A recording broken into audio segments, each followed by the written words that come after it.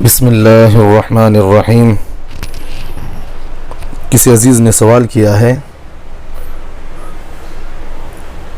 ایک عورت کو 3 طلاق ہو گئی ہے اور حمل پہلے سے تھا، طلاق کے بعد اس حمل کو ضائع کر دیا گیا، اب کیا وہ طلاق شدہ عورت بغیر عدت گزارے نکاح کر سکتی ہے یا نہیں؟ جواب دے، عین نوازش ہوگی۔ سوال کرنے والے محمد ادریس صاحب ہیں۔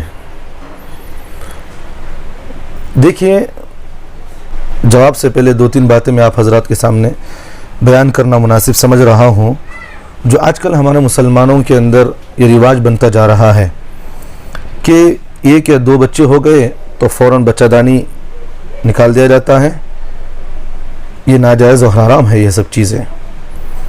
اسی طرح ہمارے مسلمانوں کے اندر یہ بھی ہے کہ سسرال میں بھی عورتوں کے ساتھ اس طرح ہو رہا ہے کہ ساس کے حکم پر بہو کی بچہ دانی نکال دی جاتی ہے، یہ بھی ناجائز اور حرام ہے یہ سب چیزیں۔ اور اس میں شوہر بھی شامل ہوتا ہے اور اس کی ماں بھی شامل ہے۔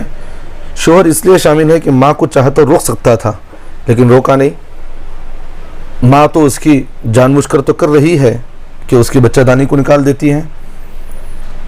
اور بعض تو جگہ تو ایسا ہے کہ ساس اپنے بہو کو 2-3 مہینے کے اگر بچہ ہو پیٹ میں تو 2-3 مہینے کے بچے کو ماں کے پیٹ سے نکال دینے کا حکم کرتی ہیں، اور وہ عورت مجبوراً کیا کر سکتی ہے، فوراً نکال دیتی ہے۔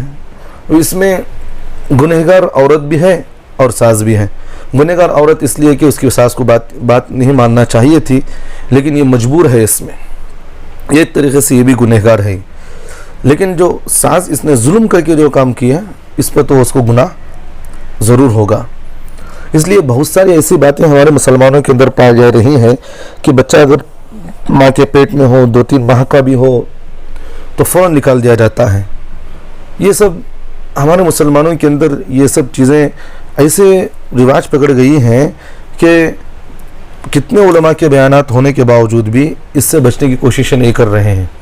حالانکہ اللہ تبارک و تعالیٰ نے قرآن مجید میں فرمایا وَإِذَا الْمَوْءُودَةُ سُئِلَتْ بِأَيِّ ذَنبٍ قُتِلَتْ، یہ بچے تم سے سوال کریں گے قیامت میں کہ کس لیے آپ نے ہمیں قتل کیا تھا دنیا میں، کیا ہم کوئی مجرم تھے یا کوئی ہم نے ایسا گناہ کیا تھا جس سے آپ نے ہمیں اتنی بڑی سزا دی ہے؟ تو اس لیے ماں باپ کو بھی اس بات سے ڈرنا چاہیے اور اللہ سے توبہ استغفار کرنا چاہیے، بغیر شرعی عذر کے اس طرح کا عمل نہیں کرنا چاہیے۔ اگر کوئی شرعی عذر ہو تو علماء سے مسائل پوچھیں آپ کہ کیا کرنا چاہیے کیا نہیں کرنا چاہیے، اب علماء سے مسائل پوچھ کر عمل کرنے کی کوششیں کریں اس میں۔ تو بہرحال مسئلے کی طرف جائیں گے کہ حاملہ عورت کی عدت وضع حمل ہے، بچے کے پیدائش کے ذریعے سے عدت پوری ہو جائے گی، لیکن اس میں ایک شرط ذہن میں رکھیں، شرط یہ کہ بچے کی خلقت واضح ہو گئی ہو، یعنی اس کے اعضاء بن گئے ہو یا جان پڑ گئی ہو، جس کی فقہاء نے 4 مہینے لکھے ہیں، جس کی مدت جو ہے 4 مہینے لکھے ہیں۔ اگر آپ دنوں کے حساب سے لگائیں تو 120 دن ہوں گے اس میں،